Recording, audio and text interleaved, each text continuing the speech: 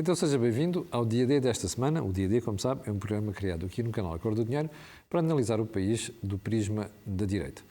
Esta semana deviam estar aqui o João Marcos de Almeida e o Miguel Morgado, mas como já percebeu foram despedidos do programa. Estou a brincar. Não, foi apenas uma impossibilidadezinha e, portanto, vamos repetir o Vasco à minha direita e o Rui à minha esquerda. Quais são os temas para hoje? Olha, em primeiro lugar, a revisão em baixa do crescimento económico em Portugal. E, em segundo lugar, o mundo perante a guerra e a questão da China. Rui, vamos começar por aqui. O mundo perante a guerra e a China. Bem, a questão que toda a gente andou a fazer e a tentar responder no fim da semana passada era de que lado é que ia ficar a China. Parece-me que é uma pergunta redunda, desnecessária. A China está nitidamente do lado da Rússia.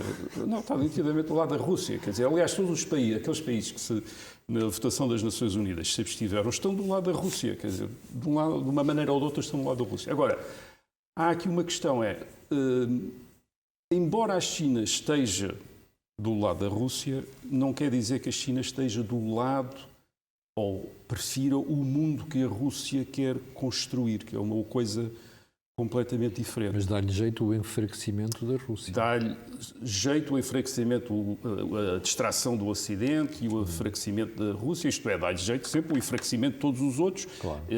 Agora, a questão aqui é se a guerra na Ucrânia, a invasão da Ucrânia iniciada pela Rússia, der aso a uma mudança substancial, estrutural, daquilo que nós chamamos o mundo da globalização, aquele mundo que emergiu do fim da Guerra Fria, do fim da União Soviética desde os anos 80, não é claro que isso seja totalmente bom para a China, porque a China aproveitou muito desse mundo da globalização.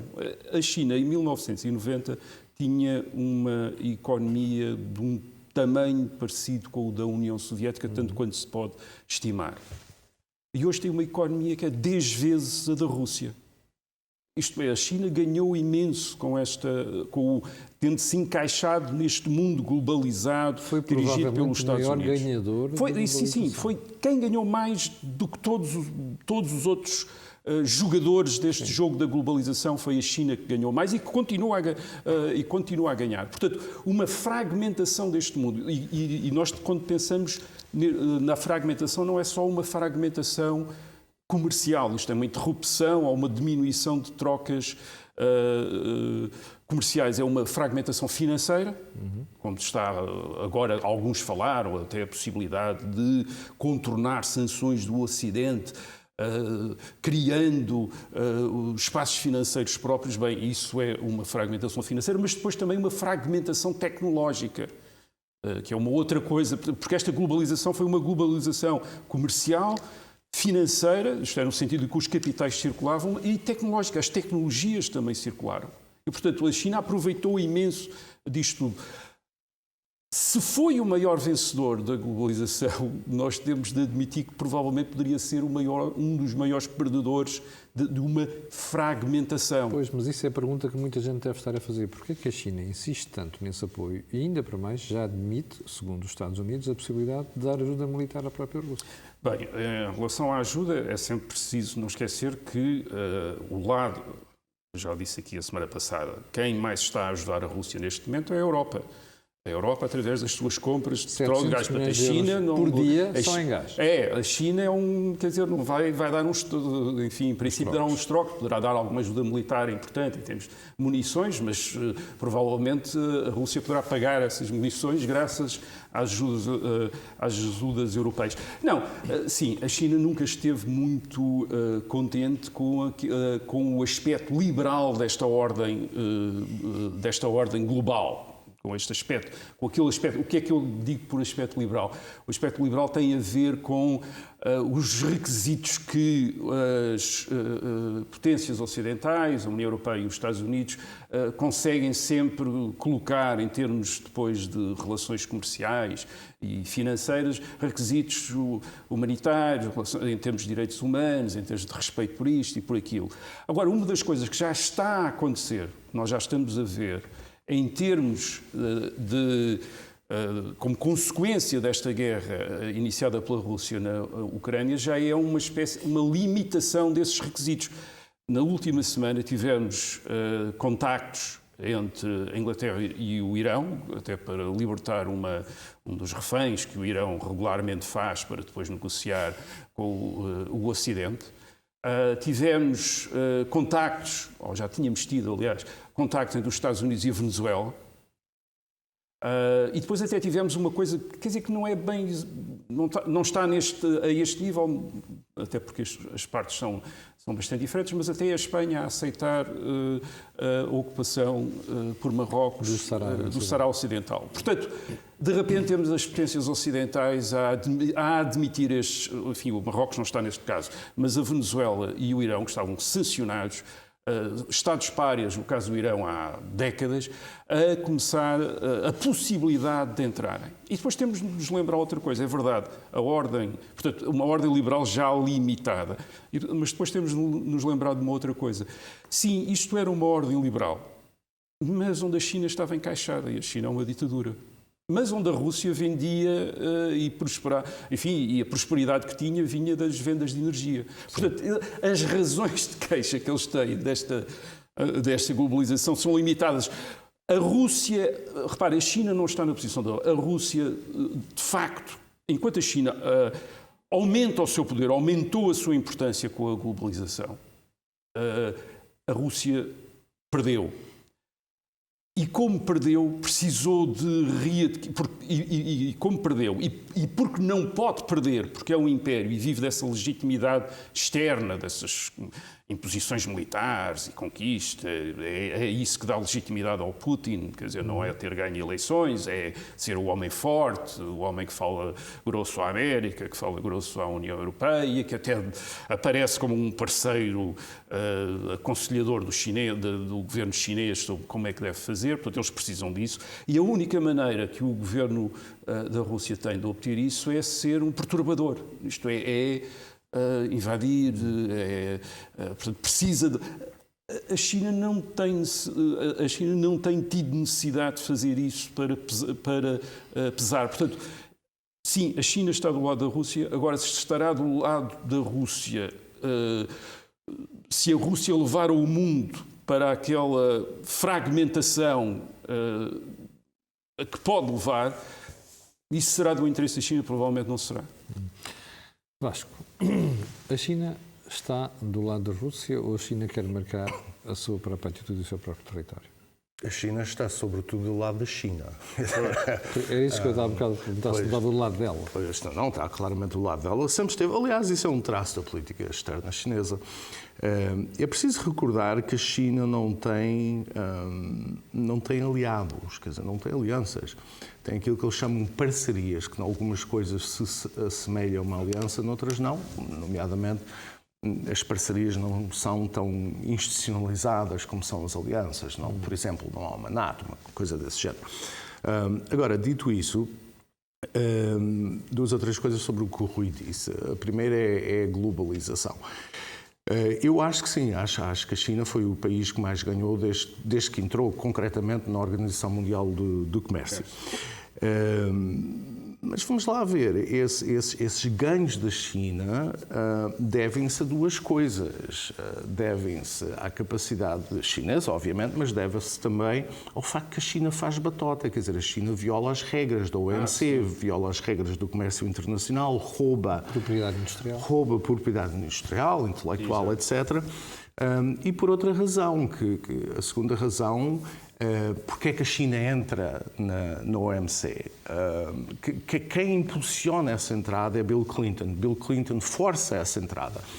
Porque estava convicto, se a China se tornasse rica, então democratizaria. Portanto, houve aqui também um erro de 30 anos, uma ilusão, aliás, muito semelhante à perspectiva que Merkel tinha em relação à Rússia, que se a gente trouxesse comercialmente a Rússia, enfim, acabaríamos por democratizar aquilo. Portanto, há muita coisa que caiu nas últimas semanas, algumas destas ilusões, e nesse sentido eu acho que o Rui tem toda a razão quando diz que, para compreender Putin é preciso compreender que a Rússia não pensa como o Ocidente, em termos da sua expansão imperial, uma série de abordagens estratégicas. Agora, o que eu penso sobre a China neste momento é a China tem um problema. Está a tentar conciliar três coisas, no fundo. A primeira é os princípios da sua política externa, a soberania e não ingerência. A China está constantemente a dizer que acredita na soberania e não ingerência. Bom, aqui há claramente uma violação desses princípios, mas a China também não quer criar aqui uma ruptura em termos comerciais com os Estados Unidos e a Europa. Mas achas que arrisca com aquelas, entre aspas, ameaças já foram feitas pelos Estados Unidos? Não, se vocês ajudarem a Rússia, nós vamos aplicar sanções? Não, acho que não arrisca. Não arrisca. A China nem apoia nem desapoia. Quer dizer, a China está a tentar conjugar estas três dimensões que entre elas são contraditórias. E a terceira dimensão é a parceria com a Rússia. O Rui dizia que a China não está insatisfeita com a ordem internacional. Não está insatisfeita com a dimensão económica, com a globalização, mas está profundamente insatisfeita com a dimensão política, as regras internacionais. Sim, e é aí que entra a convergência com a Rússia. Portanto, na medida em que a Rússia converge estrategicamente com a China para desafiar o poderio ocidental, nomeadamente a hegemonia americana, isto aliás vê-se na imprensa chinesa todos os dias. Portanto, a China está aqui a seguir uma política muito realista, mas significa também que há alguma margem para falar com os chineses. Sendo certo que a ameaça de Biden não me parece ser particularmente credível, porque os chineses dizem, e bem, se nos vão sancionar a nós, têm de sancionar também os europeus, porque os europeus também estão... São eles. Exato. São os principais financiadores da Rússia. Exato. Rui, eu na semana passada no meu programa mostrei aquilo que é o gráfico de comportamento da economia chinesa no quarto trimestre do ano passado. Aliás, vamos pôr o gráfico aqui agora. Que é um decréscimo brutal, quando já ainda nem sequer havia guerra. Ora, a inclusão desta guerra não pode agravar ainda mais o crescimento económico chinês, a quebra? Sim, vamos lá, agora para pegar naquilo que o Vasco disse, é óbvio que a China provavelmente não estaria interessada em ter agora uma guerra não lhe dava jeito o timing. Na Ucrânia, ou onde quer que fosse que pudesse perturbar os mercados mundiais. Havendo a guerra, está dividida, isto é, porque na guerra o facto de não condenar a Rússia coloca-o ao lado da Rússia, verdadeiramente. Isto é, na prática está do lado da Rússia, não condena a Rússia. Quer dizer, não condena a Rússia como, sim, fala da não ingerência, da soberania, mas depois, porque repara que a maneira como Putin inicia a invasão da Ucrânia não cria uma zona de ambiguidade em que a China se pode instalar, porque Putin não está a invadir um país estrangeiro, está a invadir uma parte da Rússia. Não é um povo, quer dizer, não é um outro povo, é ali uma parte da Rússia que está dominada por nazis e drogados, não é? Aparentemente é a descrição que ele faz e que ele vai libertar essa parte da Rússia que esteve... Portanto, isso permite à China condenar ao mesmo tempo, enfim, afirmar o princípio da não ingerência, do respeito pela soberania e ser mais ou menos ambíguo em relação à situação na Ucrânia. Mas por outro, os interesses são muitos. Economicamente, de facto, a China pode não estar interessada numa guerra prolongada.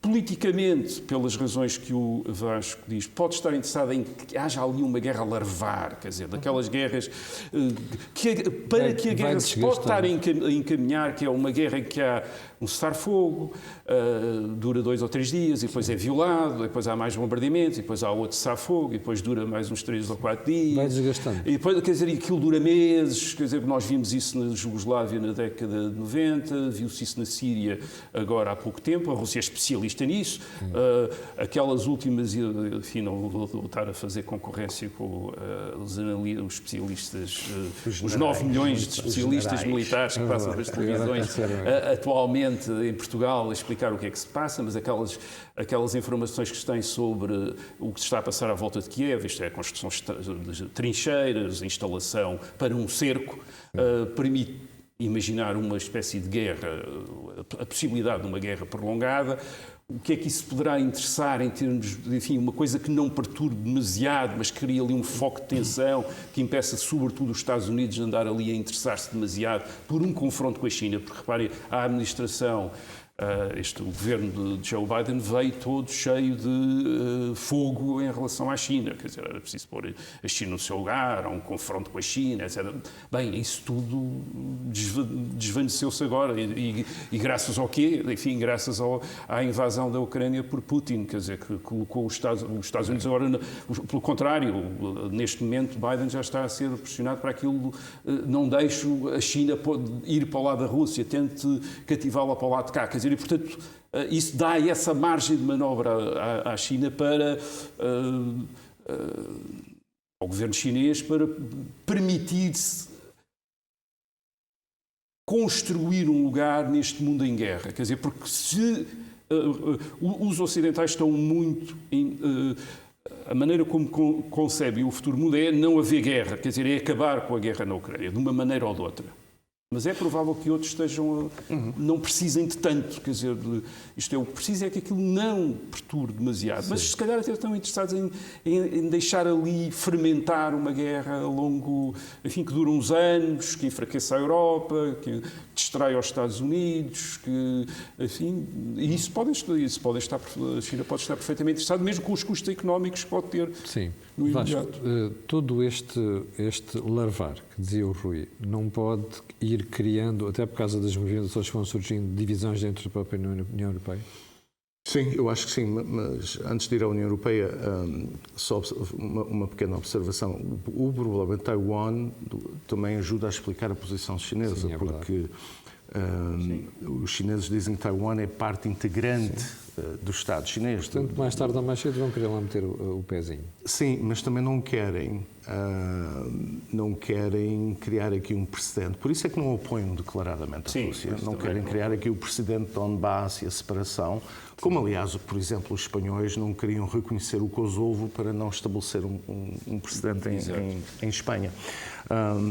Não, eu acho que nós estamos a viver um momento de alguma unanimidade na União Europeia. Portanto, toda a gente concorda que é preciso travar... Hoje já se fala, inclusive, em agravar ainda mais as sanções na área energética?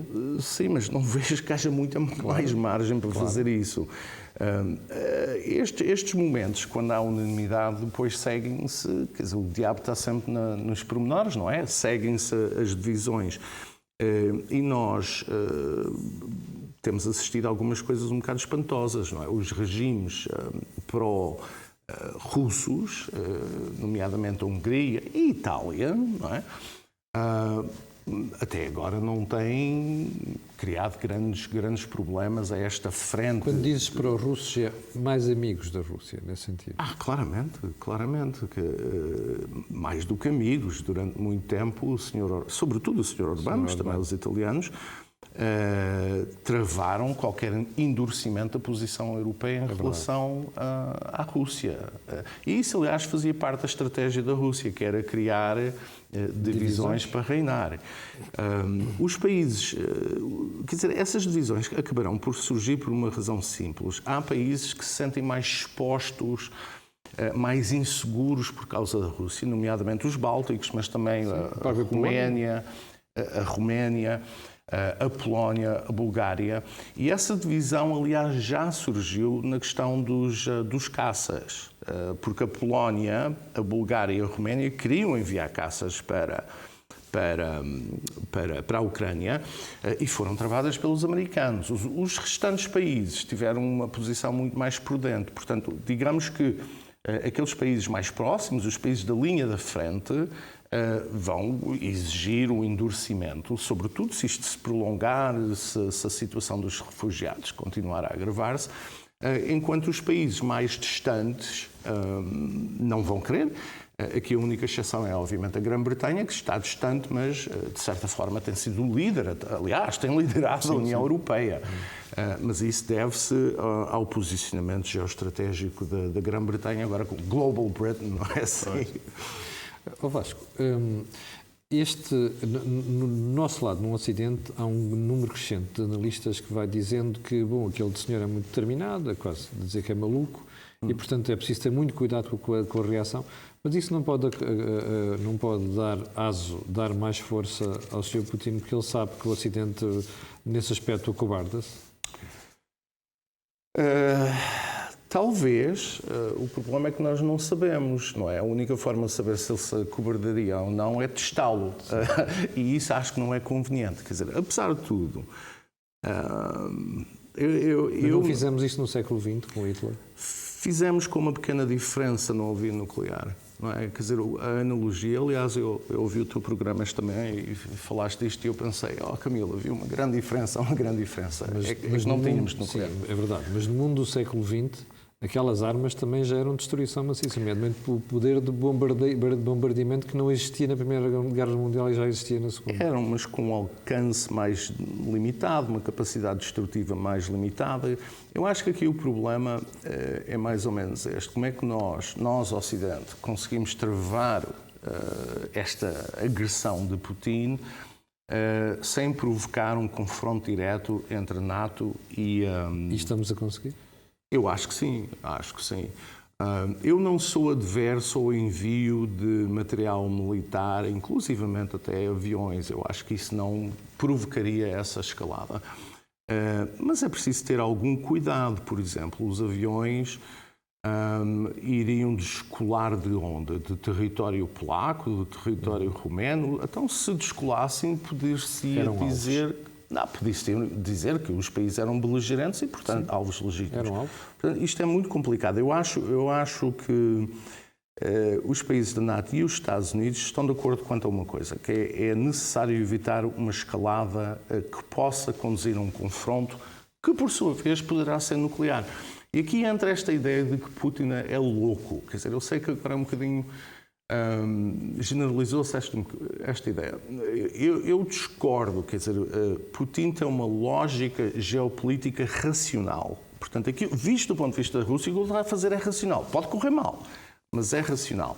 E nessa racionalidade está também o uso de armas nucleares. Não é por acaso que ele, há 2 ou 3 semanas atrás, invocou essa possibilidade, porque a doutrina militar russa também invoca armas táticas, não os mísseis intercontinentais. O facto de terem testado, utilizado pela primeira vez um míssil hipersónico também é relevante, porque significa que é um sinal. Por isso é que eu te digo que a minha dúvida é se nós estamos a conseguir travar aquilo. Eu tenho as maiores dúvidas. E tenho as maiores dúvidas que ele não vá mais longe porque está a permitir que ele teste cada vez mais o Ocidente. Mas isso depende daquilo que nós consideramos... Vamos lá ver, o que é que vai acontecer à Ucrânia? Essa é que é a questão. Quer dizer, o que é que o Ocidente espera que aconteça à Ucrânia? Não é seguramente repor o status quo ante. Quer dizer, as fronteiras da Ucrânia daqui para a frente não serão como foram até aqui. Isso não vai acontecer. Há realidades militares no terreno que não vão permitir, e aliás o próprio Zelensky reconhece isso. Eu acho que está em causa agora é saber exatamente quais são as concessões que as partes vão fazer.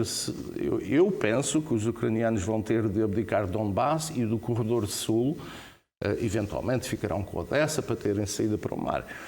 Em contrapartida, acho que os russos estão dispostos a deixar os ucranianos terem Kiev e a outra parte da Ucrânia, que de facto... Rui, se isto for verdade, quer dizer que a China sentir-se legitimada para fazer o mesmo em Taiwan e outros países também. Basta ter lá uma minoria ou inventar uma minoria e dizer assim, aquilo é etnicamente do país tal e, portanto, eu sinto-me autorizado a invadir esse país. Precisas disso e precisas de armas nucleares e precisas de reputação de ser louco, quer dizer, porque é uma coisa essencial. Mas a China tem armas nucleares. É uma coisa, quer dizer, de facto, estas tentativas de explicar Putin através de qualquer espécie de desequilíbrio são incrivelmente favoráveis a Putin. Quer dizer, a ideia que se fez com o Osama Bin Laden, não é? Exato. Aquela ideia de que é doido intimidou imediatamente o Ocidente. O Ocidente não o testou, quer dizer, devia tê-lo testado, de facto, antes de 2014, antes mesmo da invasão da Crimeia, em 2008, quando houve a possibilidade de imediatamente dar à Ucrânia. Isto é, porque Putin tem armas nucleares. O Ocidente, os Estados Unidos, a França e a Inglaterra também têm armas nucleares. Isto é, porque é que o Ocidente há de ter mais medo das armas nucleares russas do que Putin ter medo das armas nucleares do Ocidente? Porque é que Putin não há de ter medo das forças convencionais ocidentais, que, enfim, se o exército ucraniano parou a ofensiva russa no terreno, o exército americano, isto é, forças americanas, já teriam provavelmente, enfim, libertado a Ucrânia dos corpos de exércitos russos que lá entraram. Portanto, houve aqui, de facto, da parte ocidental, uma relutância em subir a parada, por uma certa incapacidade que se quer de acreditar, no fundo, que ele fosse mesmo louco, isto é, que ele viesse a fazer mesmo, a invadir. E lembremos que antes de 24 de fevereiro, a opinião que dava credibilidade àqueles que davam a opinião era dizer não vai haver nenhuma invasão. Isto é, vocês não estão a ver que isto é teatro, isto é o bluff que ele está a fazer, enfim, com várias razões para isso. Eu receio também agora que algumas análises que partem do princípio de que na Ucrânia ele terá objetivos limitados, possam também estar enganadas. Quer dizer, isto é, a pouco e pouco, ele na prática, qualquer fim da guerra que deixe exércitos russos na Ucrânia, que altere as fronteiras da Ucrânia, oficialmente, é o fim da Ucrânia. Isto é a partilha da Ucrânia. Quer dizer, o que não cair agora para a Rússia vai cair a seguir, a não ser que a Polónia anexe, quer dizer, a outra parte da Ucrânia, e até pode também invocar razões históricas, como a Rússia também, para anexar Lviv, Lemberg, como a imprensa alemã continua a chamar, quer dizer, a chamar de Lemberg, que era o nome da cidade no tempo do Império Austro-Húngaro, e, portanto, a Polónia, de repente, pode anexar Lemberg e dizer isto é território polaco e foi sempre polaco. Claro, é preciso lembrar aos telespectadores que Lviv era o Império Austro-Húngaro. Aquela zona era o Império Austro-Húngaro. E repara, isto foi assim que acabou a Polónia no século XVIII. Quer dizer, a Polónia foi partilhada entre a Prússia e o Império Austro-Húngaro e a Rússia. Também assim, isto é uma parte conquistou, aquilo começou-se a tornar inviável e extraordinariamente instável. Vocês estão a imaginar o que é um governo em Kiev com... primeiro, um governo que aceitasse a anexação, reconhecesse a anexação pela Rússia de uma parte do território. Esse governo caía imediatamente, ainda por cima no ambiente que foi criado agora de patriotismo e de defesa nacional. Portanto, isso era o fim desse governo. E segundo, estava sempre ameaçado. Não, e depois estava, exatamente. Há incursões, há uma parte que não se percebe de que lado é que está, porque aquilo iam ficar fronteiras que não iam ser reconhecidas internacionalmente, o Ocidente não ia reconhecer aquelas fronteiras, portanto, iria-se criar ali uma zona de tensão militarizada, altamente militarizada. O Estado ucraniano não se poderia defender, não seria capaz de defender sozinho, portanto, iria constantemente precisar ou da ajuda do Ocidente ou da intervenção ocidental, portanto, enfim, iria-se criar ali a possibilidade daquilo que era uma partilha da Ucrânia. Quer dizer, e, portanto, eu acho que perdeu-se a oportunidade antes de 2014, perdeu-se a oportunidade depois de 2014. Na guerra russo-finlandesa. Foi o que aconteceu. Quer dizer, eu estou de acordo contigo, isso seguramente não é desejável, mas francamente eu não vejo uma alternativa a essa partilha da Ucrânia. A Finlândia, apesar de tudo, apesar de ter feito parte do Império Russo como grão-ducado da Finlândia, não era terra russa. Isto é, o governo russo não via a Finlândia, os finlandeses como eslavos. Não quer dizer, fazia como parte russos, do Império, sim. Como eslavos orientais. Não os via como parte e, portanto... Não via os tchetchenos e outros como russos. Sim, mas repara, e depois, de facto, a Finlândia conseguiu uma resistência militar extremamente forte em 1940, que levou a Rússia, que estava também equilibrada pela possibilidade de uma guerra com a Alemanha, portanto também não lhe interessava manter uma frente acesa em 1940 com a Finlândia, e portanto aceitou ali uma paz, enfim... provisória, e por essas mesmas razões também, em 1944, 45 também aceitou outra vez umas anexações e a reconhecer a independência da Finlândia. Mas a Ucrânia é uma coisa diferente. Eu acho que a Ucrânia, por um lado, faz parte da visão do Império Russo, isto é, como terra russa, e depois, muito provavelmente, os recursos da Ucrânia. Nós esquecemos dos recursos da Ucrânia, não só agrícolas, como minerais. Se a Rússia tem uma ideia, se Putin tem uma ideia do futuro, não como um mundo globalizado, mas como um mundo de esferas de influência, de mais ou menos de unidades autossuficientes, a Ucrânia é fundamental para, pode parecer para ele absolutamente fundamental para a Rússia e, sobretudo, fundamental retirá-lo ao Ocidente, isto é, retirá-lo à Europa Ocidental. Rui, já estamos a caminhar para o final do programa, mas eu não queria deixar passar a ocasião de olharmos para as implicações económicas disto tudo. Nós estamos com uma revisão em baixa do crescimento económico em todo o lado, em todo o mundo. E ao contrário do que muita gente pensa, não é só os países próximos ou envolvidos na guerra que vão levar com isso, vamos levar todos. E aqui, aparentemente, no Conselho de Estado da semana passada, o Primeiro-Ministro já reconheceu menos 0,8%, mas o Conselho de Finanças Públicas já disse menos 1%. E vamos ver se fica por bem. E vamos ver. E a questão, de qualquer maneira, que se levanta para já é o apoio às atividades económicas que estão a ser afetadas pela alta dos preços de energia. E aí, aparentemente, o Governo está naquela situação de que talvez queira ajudar, mas não pode renunciar à receita.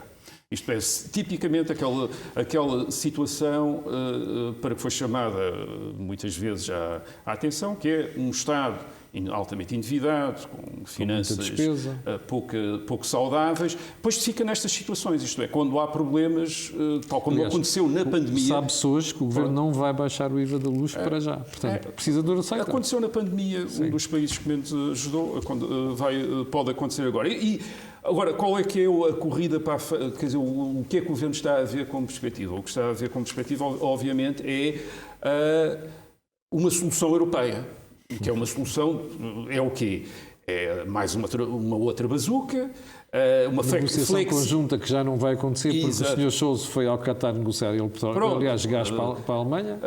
Flexibilização das regras orçamentais e, portanto, a possibilidade de fazer mais déficit. Ora bem, nós já dissemos aqui, esta crise, a crise energética, antes de ter sido agravada pela guerra na Ucrânia, tinha causas estruturais. E essas causas estruturais tinham também muito a ver do lado da procura e não do lado da oferta, como é agora. Portanto, agora há um problema de oferta. Antes havia um problema de procura, que é o resultado das políticas monetárias seguidas no Ocidente nos últimos anos para ultrapassar crises, através de fazer chover dinheiro. E aquilo que nós, provavelmente, isto é o pior que vamos ter em Portugal, é esta crise servir ao Governo para arranjar mais uma desculpa para os problemas da economia portuguesa, dizer, estão a ver, portanto, antes foi a crise de 2008, depois foi a pandemia e agora vai ser a guerra, e todas, portanto, têm uma desculpa e depois têm uma solução que é a intervenção do Estado. Sim. Mais dinheiro, reformas mais endividamento. Não, e reformas, claro, que não se podem fazer. Portanto, o pior que nos pode acontecer e o risco que nós temos neste momento é que esta vai ser uma crise da qual vamos sair mais fracos, quer dizer, nós estamos a sair cada vez mais fracos a seguir a cada crise. E depois, voltando ao princípio da conversa que tivemos aqui, se isto de facto significar uma alteração da circulação neste mundo globalizado, isto significa para Portugal que este mundo globalizado, que foi aquele em que muitos países cresceram muito, aproveitando bem este mundo desaparece e nós vamos perder, ou perdemos de vez, a oportunidade que tivemos nos últimos 25, 30 anos de crescer com esse mundo. Isso talvez seja a dimensão mais trágica desta história. Estes últimos 30 anos que nos podiam ter colocado num patamar equivalente ao das economias desenvolvidas da Europa Ocidental, perdemos essa oportunidade não a vamos ter e vamos entrar num outro mundo, um mundo mais duro, juros mais altos, menos oportunidades de comércio, energia mais cara, etc. Mais fracos, mais pobres, num mundo que vai ser um mundo que não vai permitir recuperar a riqueza como o mundo que pode estar a acabar agora permitiu. Vasco, vamos mesmo ter crescimento económico mais baixo, não só em Portugal, como na Europa e em todo o mundo. Isso parece-me óbvio, ou assim todos os economistas dizem. Eu estive a ver o relatório do Conselho das Finanças Públicas. Sim. É uma coisa uma boa preocupante. Leitura. É uma boa leitura que eu recomendo ao senhor espectador. Não se fie apenas aquilo que a imprensa andou a dizer, vá lá ler o relatório, que é para perceber os desafios que a gente tem. Porque é preocupante, porque o relatório, estas previsões, ainda não englobam as consequências da guerra na Ucrânia. Mas mesmo assim, quer dizer, mesmo sem essas consequências, nós este ano, o Governo vai deitar foguetes, porque supostamente, segundo o Conselho de Finanças Públicas, há um crescimento de 4,8%. Porém, em 2023 é 2,8% e em 2026 é 1,7%. Não é? Quando nós estamos a falar já de inflação que irá superar estes números seguramente. Portanto, o crescimento nem sequer poderá acompanhar a inflação. Primeiro ponto. Segundo ponto. Neste primeiro ano, os 4,8%, em grande parte deve-se ao investimento público. Investimento público esse que até 2026 torna-se residual. Portanto, há aqui um problema sério. Sobretudo quando nós olhamos para o PRR e vemos que as prioridades são a energia verde e a transição digital. Ou seja, o PRR, a bazuca, exceto aquela parte que é empréstimos que o Governo não quer aceitar, porque a gente sabe porquê, não é, Camilo? Exatamente. Portanto, não há aqui margem. Isto é quase uma tempestade perfeita. E infelizmente, agora é que vamos começar a perceber, não é, o preço que todos vamos pagar pela geringonça. Não é? Porque o doutor Centeno andou 5 anos praticamente a mentir, ou disfarçar, ou ser dissimulado, ou seja o que for. Mas andou a deixar a ideia junto aos portugueses de que os problemas do país estavam resolvidos. Não!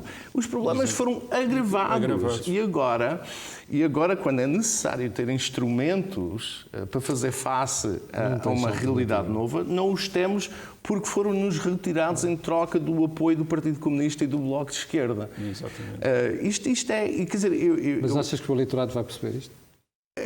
Isso já não sei, quer dizer, se o eleitorado tivesse percebido isso, se calhar provavelmente não vai perceber, mas vai sentir. Não, mas sabes uma coisa? Eu acho que se as eleições fossem hoje, o PS ainda tinha uma maior maioria absoluta, não é? Porque o PC e o Bloco desapareciam, praticamente. Sim. O PSD, onde é que anda o PSD? E as primeiras análises que feitas, aliás, as primeiras sondagens de opinião dão os portugueses como tanto satisfeitos pela forma como o Governo está a conduzir as coisas em matéria de guerra. Pois, e estas crises, tal como o Covid, sobressebe o cumbente. Mas onde é que está a oposição? Onde é que está o PSD? Quer dizer, eu ainda não percebi. Quer dizer, se calhar nem interessa, não é? Mas, de facto, o país está aqui numa situação quando até o próprio Presidente da República, 3 semanas depois da guerra começar, decide que tem de dizer qualquer coisa. E o que diz é, vem em tempos difíceis, é porque vem mesmo em tempos difíceis. Claro, e vem mesmo. Bom, chegamos ao final do programa desta semana. Quero agradecer a quem está desse lado, quero agradecer também ao Vasco e ao Rui, que são repetentes em 2 semanas consecutivas. Na próxima semana já teremos João Marcos de Almeida e Miguel Morgado. E para o final vai ficar aquele pedido sempre, que é pedir para colocar um gosto e fazer partilha nas redes sociais. Já sabe porquê. Aquilo que houve aqui, não houve em mais sítio nenhum. Quanto a nós, voltaremos na próxima segunda-feira. Tenham uma excelente semana.